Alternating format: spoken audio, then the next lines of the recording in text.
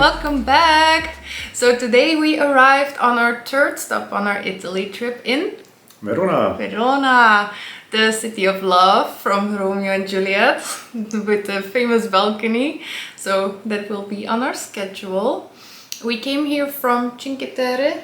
Yes, it took around about an hour and a half to get here. So we're on the way actually to Germany. So we decided to make a stop here of 2 nights and explore the city. Yeah, and during the day we made a quick stopover around Parma for some lunch. Yes, we had some cold cuts, some cheese, some wine. It was really nice. It was like a local place with purely Italians. We were like the only ones who were actually not from there, like from Italy. And it was funny because they were not expecting to hear English there at all. No, it was really authentic. We had an amazing experience. We ate super well. People were really friendly, and yeah, it was just an activity by itself, right? Yeah, totally. So like an hour ago, we arrived in our stay here in Verona. It's like a small apartment, eh? It is an apartment right in the city center and like the old kind of town. To me, it exudes this old style Italian feeling. It's super beautiful. So we want to take you around, show you how it looks like, and then we'll head out for some dinner and explore the city a bit. Yeah. So here we enter the apartment. So first up we have the kitchen, and they left us a little note with some candy. Yeah, they really did. It's all in the details in this apartment. It's super sweet. So there's a lot that you could just cook for yourself if you wanted to, which we're not gonna. We want to eat all the good pasta, so we're not gonna cook, but looks really cute. Look at all those walls, those old red brick walls, really beautiful tiling. I love that. Then here, you have stairs going up to the bedroom. We'll go there later, but first one part of the living room. And then you have a little living room, a seating area, big TV screen. I don't think we'll use it. This is the bathroom. Yeah, we saw in the reviews that it's really small, so you're like showering above the toilet. But we're kind of used to that from Asia, so that's totally fine. It works. Let me take you upstairs. This is gonna make a bit of noise. A little bit of an adventure. Okay, yeah, we have the airco rolling because it's super hot in here, so I hope you don't hear it too much. But this is the room, really pretty, light and airy. And then there I noticed these like old, almost frescoes, I guess, from back in the day. No idea, but looks really pretty. And then there a little bit of an attic kind, I don't know.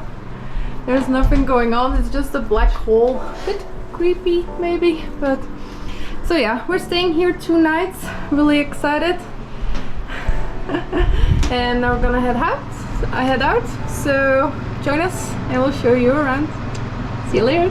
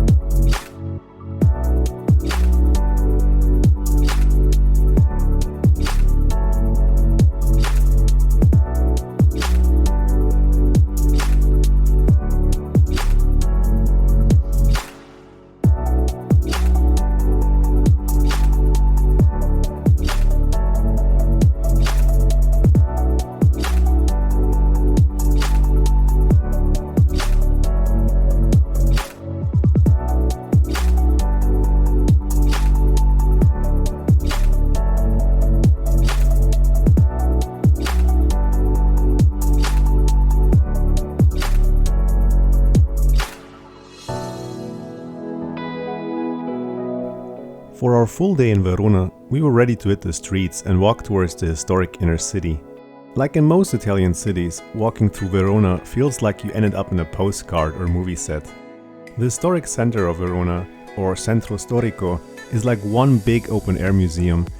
and exploring its street on foot is easily one of the best things to do here. Simply get lost in the many cute cobblestone alleyways, soak up the ambience and stunning medieval architecture that surrounds you. No wonder the well-preserved Centro Storico has been designated as UNESCO World Heritage Site. Around here you can find the Verona Vecchia, an opening in the middle of the street giving you a view of the ancient ruins of Verona.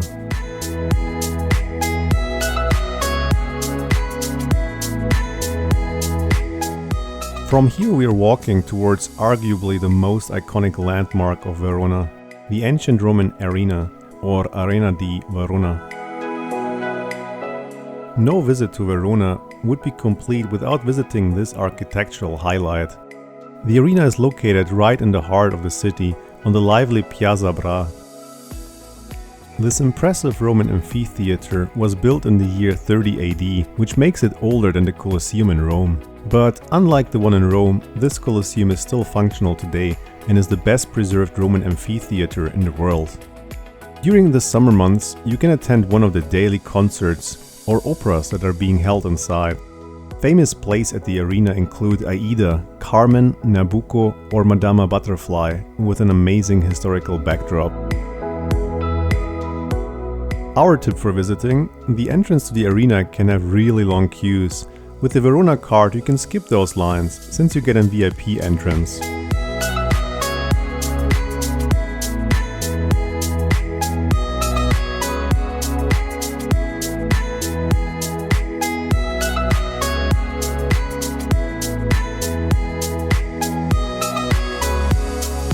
If you're a fan of medieval castles, then Castelvecchio is a place you shouldn't miss.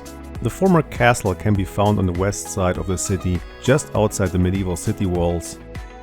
Dating back to the Middle Ages, Castelvecchio was built as a defense fortress for the city. During the French and Austrian rule, it was used as barracks and suffered major damage during the Napoleonic Wars and World War II.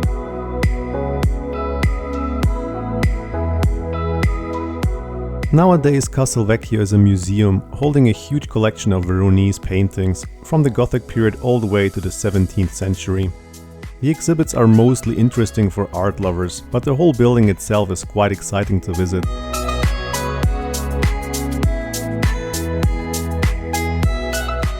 You can walk on the fortress walls and access the two guard towers, which offer some nice elevated views of the city and its riverbank.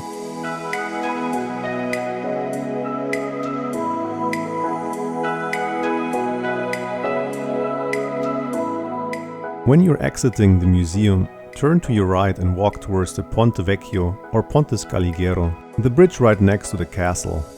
The architecture of this fortified medieval bridge is quite striking and unique to any other bridge we've seen.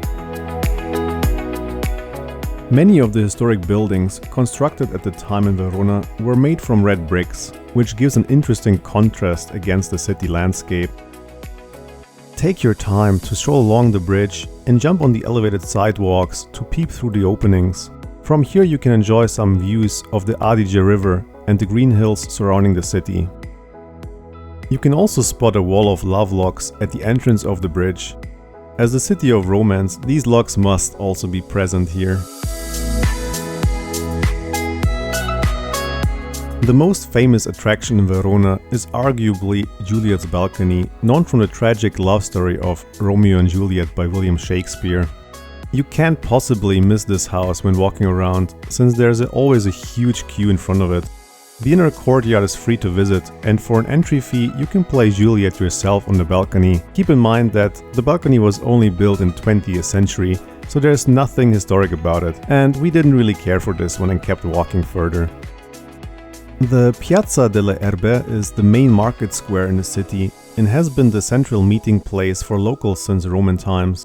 The name means Square of Herbs and used to be the main forum of the settlement during the Roman Empire. On the west side there is the Baroque-style Palazzo Maffei, lushly decorated with statues of Greek gods. The main eye-catcher of the piazza is the elegant fountain with a statue of Madonna Verona, which was built in the 14th century. Not only is the square filled with little restaurants and cafes, but in the middle there are many market stalls selling souvenirs and trinkets. This very lively place is the perfect spot to get a refreshment or an Italian coffee to take a break. During the day, this place is full on busy and bustling. After that, we are returning to the Torre de Lamberti from yesterday evening at the Piazza del Erbe. This 84-meter tall tower is hard to miss and is one of the only remaining ones in the city today. It was originally built as a defense tower in the 12th century. For a bird's eye view of the city, climbing up Torre de Lamberti is a must. Once there, you can enjoy a panoramic view of the city.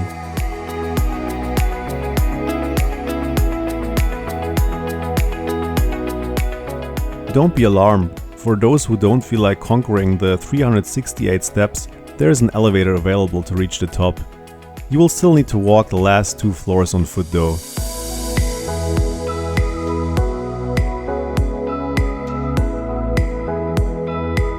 After visiting the tower, pass under the Arco della Costa, which will take you to the lovely Piazza dei Signori.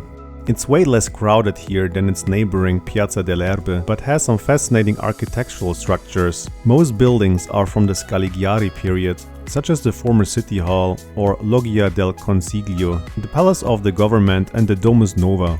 In the center of the square you can admire a statue of the poet and writer Dante. The poet spent 7 years in Verona, after he was exiled from Florence and taken in by the ruling Scaliger family. Here we return to the Scaliger Tombs to inspect the fine details more thoroughly.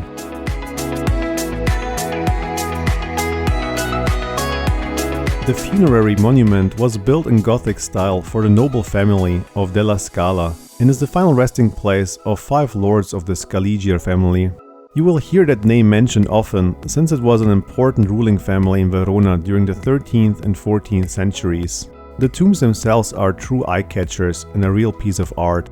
Nonetheless, not many tourists find their way here, unless in a bigger tourist group, but we think it's worth stopping by.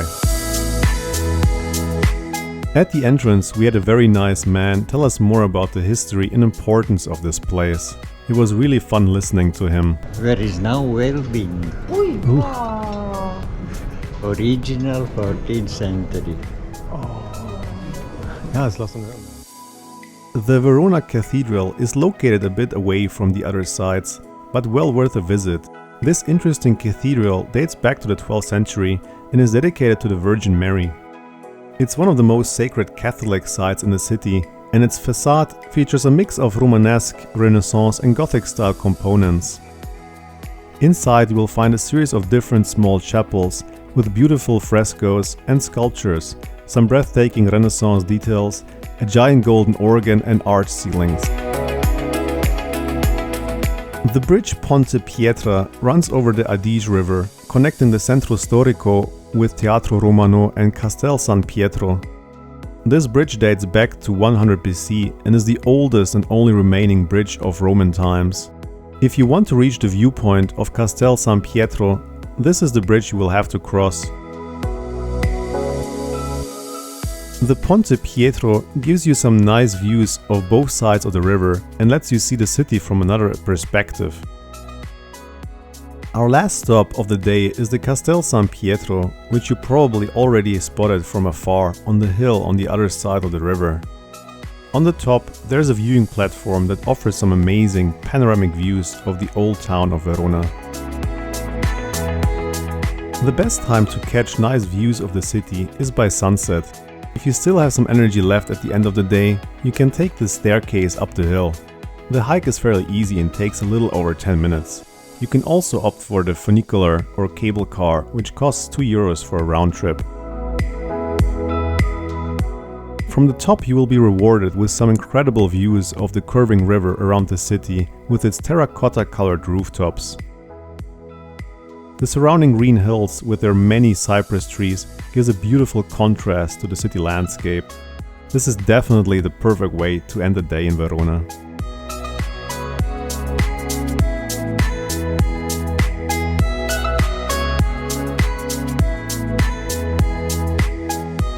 This concludes our day in Verona. We hope you enjoyed following us along our trip in Italy, and we will see you next time for another journey.